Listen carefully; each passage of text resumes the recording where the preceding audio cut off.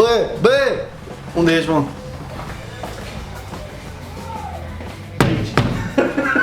Ce faci? Veniți la filmare, nu mai țineți clientul aici. Hai cu mine, vii cu mine? Nu te gata-s clientul.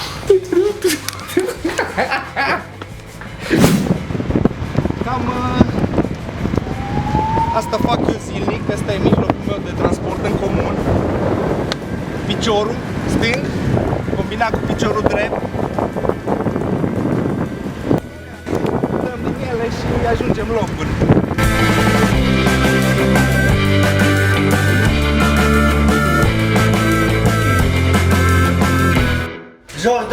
Jordane! Iordane! Hai, Iordane, dă-i!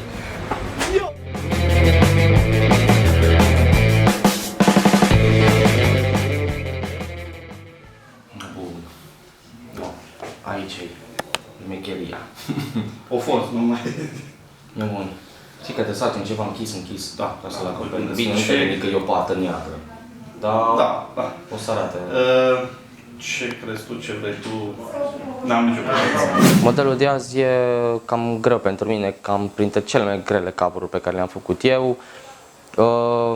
Nu pentru că e un braț mare și trebuie să fac un model imens, doar pentru că sunt mai multe tatuaje în zona aia, știi? Și e foarte greu să găsești un model care e foarte plin și să cuprindă toate elementele ce sunt pe brațul respectiv, știi? E mai simplu când găsești o imagine și are partea de jos igual, automat, când găsești o imagine, știu, bă, mie trebuie partea de jos închisă și mi-e mesi. Mă duc de sus în jos, de jos în sus și le găsești imediat. Și de aici sunt foarte multe elemente și sunt împrăștiate pe braț, știi? Și trebuie să umplu foarte mult. Ceva în genul așa, ori așa.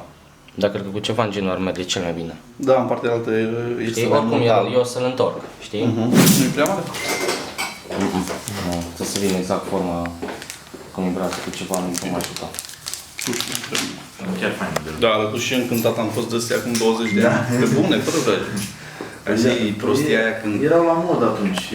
Bă, nu contează ce vrei să-ți faci. Bă, ceva să fie fain, să am și ceva acolo, știi? Shiver as it's going in. Dark green sticking on my skin. Pressing harder as you go. Black mass will soon start to flow in my veins. Pressing harder as you go. Sunt unele cover-uri, știi ce le faci și e doar un tatuaj aici, știi? Și ele mai simplu. Bă, găsești ceva în genul. Găsești ceva, un model care e foarte închis jos și le rezolvat imediat. Aici e toată zona e plină. Și tot așa le puneam cu men, speedstick, cu... Era o fată la mine în cartier ce făcea tatuaje și ea mai îmi dădea unele sfaturi pe acolo. După aia am dat de Gianni. Sunt drept o greșeală făcută acum vreo 20 de ani, care în momentul respectiv nu mi s-a părut o greșeală. Da, s-a stup.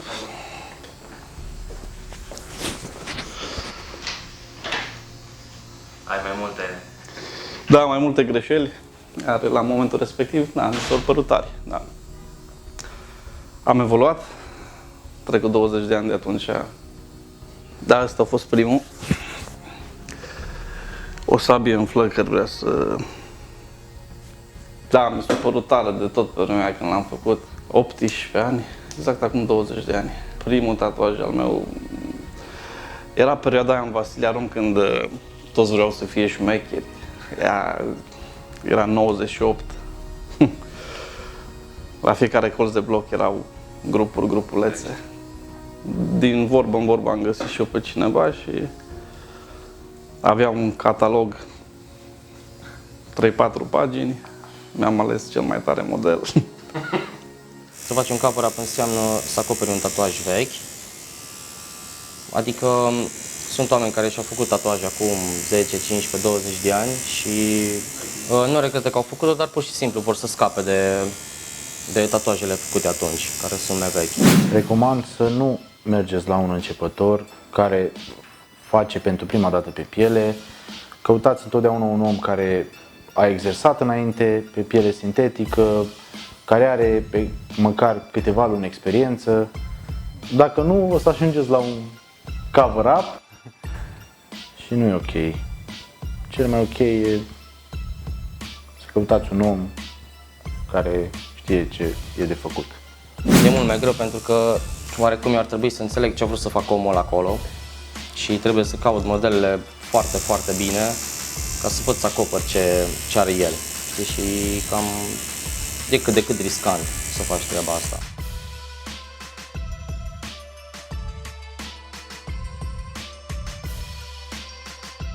O fază comică, am avut un incident pe semaforul lui. Eram cu un prieten bun de-al meu, am intrat în vorbă cu altă gașcă de la colțul blocului. Ei ne-au întrebat dacă avem un foc și am zis că nu și zice da, mersi fraierilor. Și da, au degenerat, am plecat acasă, au venit după noi cu lanțuri, cu bâte, cu delea. Și după 2 săptămâni, la recomandarea unui prieten, m-am întâlnit cu cel cu care era să ne batem atunci. Și el mi-a făcut brățara asta. Suntem 3 tatuatori la salon, dintre care eu sunt singurul care mai fac cover-up. E altfel când ai deja pielea liberă, știi? Adică poți să improvizezi, poți să pui detalii, poți să faci cam ce vrei tu. În schimb, la un cover te limitezi la ceva anume, știi? Adică nu poți să pui foarte multe detalii la un cover, cel puțin eu. Poate sunt alții mai buni care fac asta, respect lor.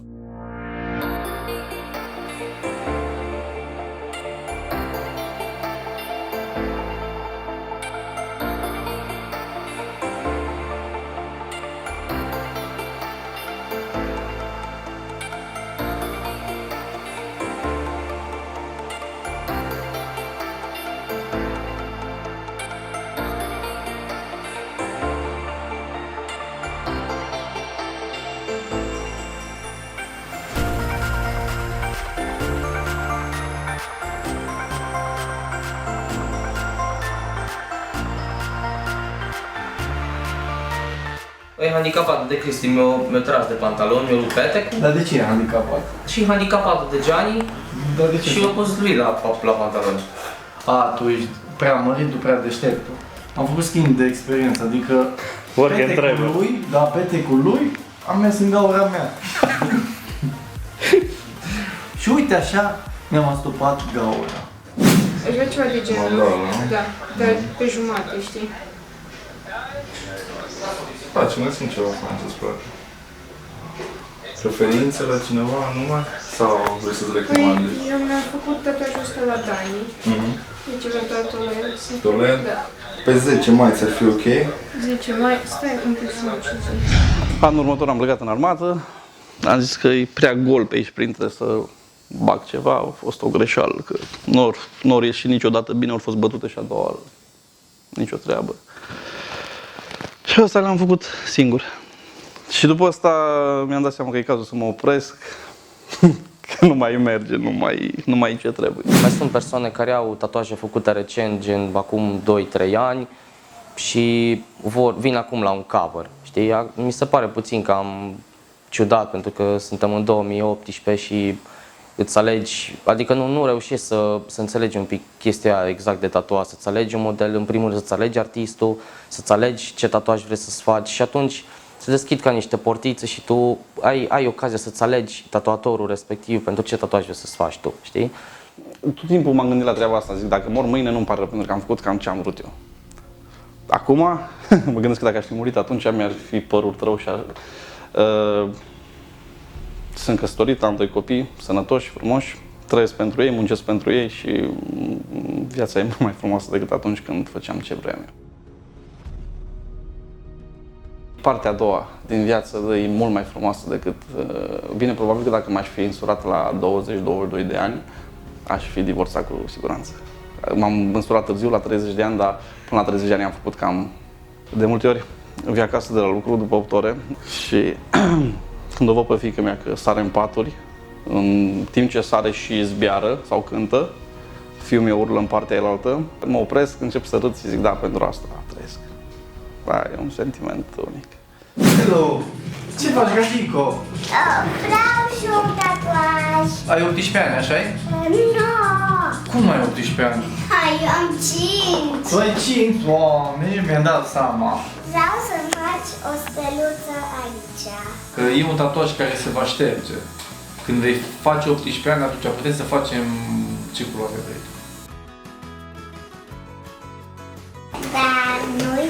Nu-i ac? Nu, pe cum, la copilaj nu punem ace. Bine.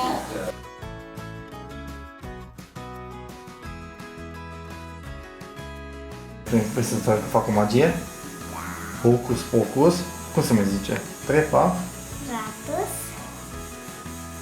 Să apară steluța. Am steluță.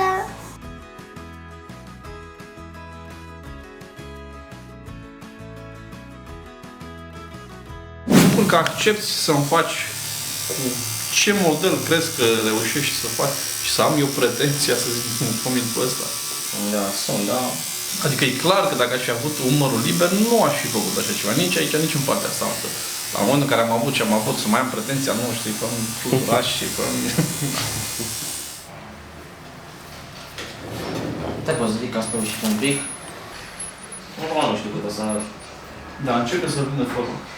Ia să acoperă. Din păcate nu am reușit să terminăm azi tatuajul pentru că a fost foarte mare și la cover-up în general cam necesită cam 2-3 ședințe. Și am ales să ne oprim aici. Am făcut astăzi doar partea cu black and grey și o să mai vină încă o ședință pentru greiuri și o să băgăm greiurile în tatuaj. Clientul nostru fiind stabilit în Germania de câțiva ani a trebuit să plece și o să terminăm tatuajul data viitoare când o să vină. Niciodată să nu facă cineva un tatuaj ca să fie cool. Deci treaba asta nu o recomand. Tot ce am pe mine acum e povestea mea și o fac pentru mine. Vreau să-mi fac aici pe fiica mea, aici pe fiul meu și multă lume m-a întrebat, dar de ce acolo nu se văd? Păi pentru că eu le fac pentru mine. Deci nu le fac să se vadă, le fac pentru mine și dacă eu sunt mulțumit de modelul care îl aleg, n-am cum să regret.